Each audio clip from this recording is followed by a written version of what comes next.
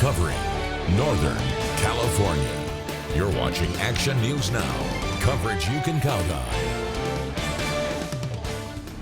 But I know he was destined for great things. He was going to be a leader of people. I could just see it in him. A candlelight vigil tonight as a community mourns the loss of a 5-year-old child. We hear from the family. Plus, a heavy police presence ends with arrests this morning in Chico. But first, breaking news in the case of 2 teens suspected of planning an attack on a local middle school. The teenagers arrested in what authorities call a foiled plot to attack Evergreen Middle School in Cottonwood have now been charged on multiple felonies. The Tehama County District Attorney's Office announced today that the 14 and 5-year-old suspects will remain in custody and will return to court next Tuesday for further proceedings. We told you yesterday when Sheriff Dave Kane said the plot was interrupted because of a call from a Tennessee gamer who heard one of the suspects talking about plans to attack the school and kill 100 people or more. We reached out to the DA's office about exactly what charges have been filed. They didn't have that information for us, but we will keep you updated on air and online. Now, a live look from the Alert California Red Mountain Glen camera. Obviously looking over Glen County, and wow, what a difference a couple weeks makes, Howie, because those hills are getting browner and getting browner. And which means obviously fire danger is increasing. No, you're right. We got a little extra rain a couple days ago. We might get some this weekend, Alan, but those are just the sign of the times. It's just the way it is around here. The rain dwindles, the heat continues to escalate, further evaporating all the water out of the soils and all the fuel, making it dry fuel, which is, yes, that's a no-no in these parts. Here's a look at our radar. So greatly improved over the last couple days, just showers in those higher elevations. Here's a look at our winds. Remember, just 2 days ago, we were gusting away between 20 and 40 miles per hour. Winds on the light side. And 2 days ago this time, we were in the 50s and the 60s. Well, we're starting to warm back up closer to where we're supposed to be, which is about 82, 83 degrees for the valley. Alturas right now at 60. Over in Weaverville, we're at 70. But we will continue to see some warmer temperatures Thursday and Friday before another cool down, and we'll talk all about that, Alan, coming up in a few minutes. Thank you, Howie. A candlelight vigil is taking place tonight to honor the life of 5-year-old Jamison Watts, whose body was recovered from the Klamath River last week in Siskiyou County. Action News Now reporter Blake Mayfield spoke with Jamison's grandmother about their loss ahead of tonight's tribute. I know he was destined for great things. He was going to be a leader of people. I could just see it in him. After Jamison Watts' body was found in the Klamath River by search and rescue last week, his grandma is speaking out on what he meant to her and her family.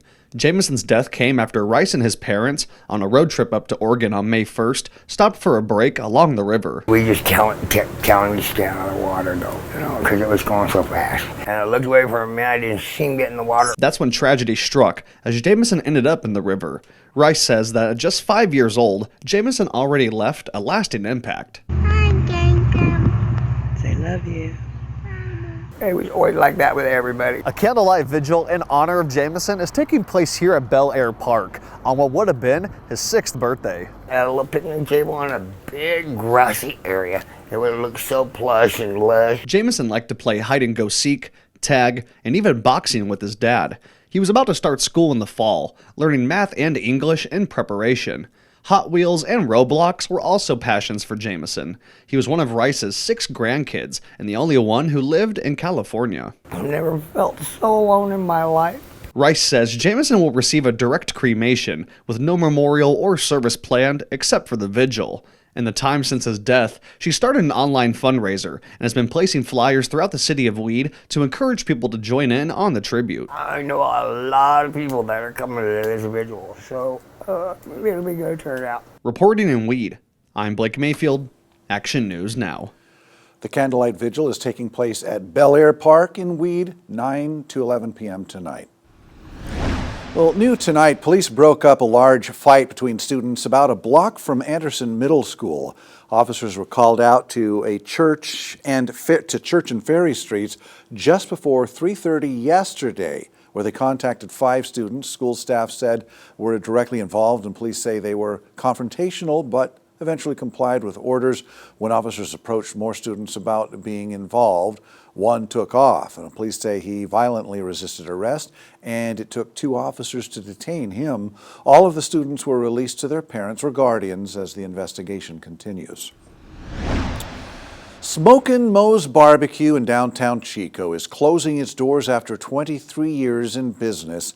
Action News Now reporter Sade Poulin joins us live from downtown. So, Sade, why are they closing?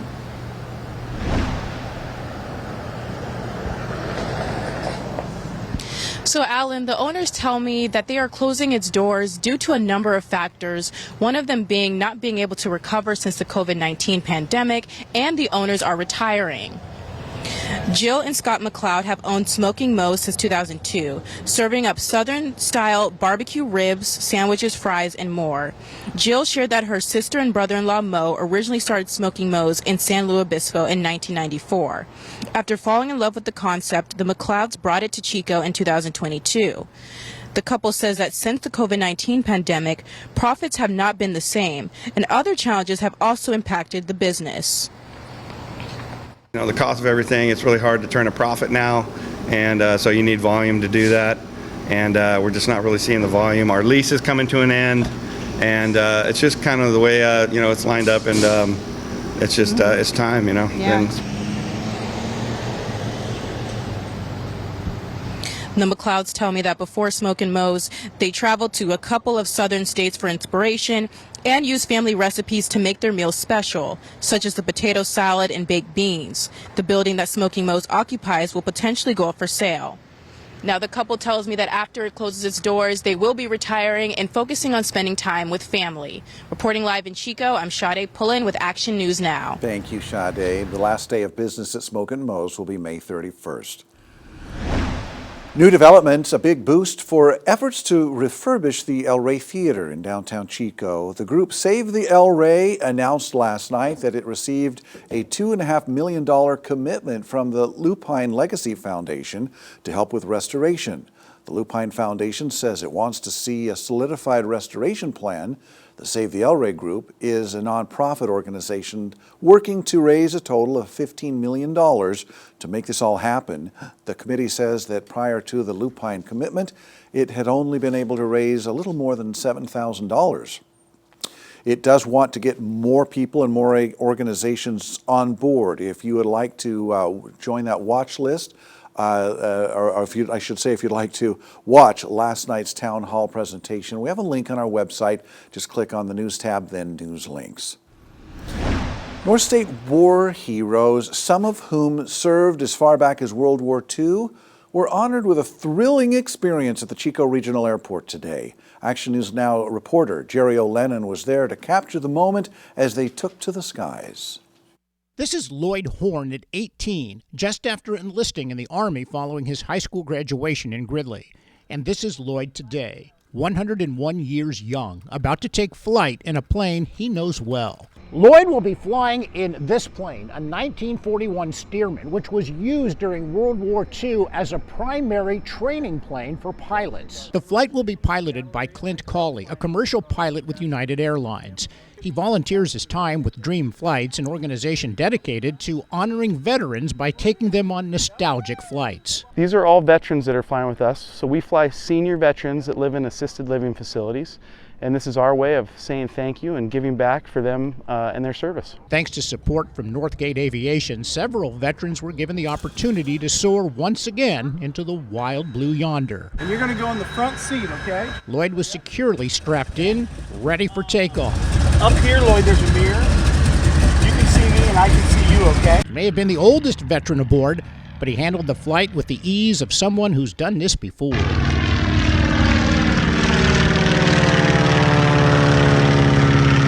The flight lasted about 10 minutes. When it was over, Lloyd received a commemorative signed hat, and in return, he signed the rudder of the plane. Describe it. Describe it? Yeah. The ride? Yeah. That was a great ride. What made it great? I haven't been up in a Stearman since I was, about 1949. A hero, all smiles, who added another memory to a life well lived. In Chico, Jerry O'Lennon, Action News Now. And these special flights are made possible because of donations through Dream Flights. We have a link on our website if you want to learn more about their mission. New at 5, someone in Yolo County is believed to be $1 million richer after buying a winning lottery ticket at Winter's Wine and Liquor. The California Lottery confirms a winning $1 million Scratchers game was sold at the local store, but has not yet officially confirmed a winner has claimed the prize. The store owners say that the person who brought the winning ticket back to the store is a local customer who frequents the store on a regular basis. Oh yeah, he's happy. He's super happy. So he's like, oh, I'm going to pay off my house, pay some kids, gifts, everything. So he's excited about that for sure. The shop there's also winning pretty good payout, $5,000, which they plan to invest back into their store. President Donald Trump continues his tour of the Middle East. They cannot have a nuclear weapon.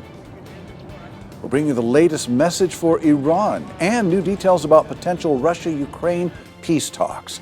First, a major budget shortfall for California, a breakdown of the numbers, and a look at how the governor plans to close that gap.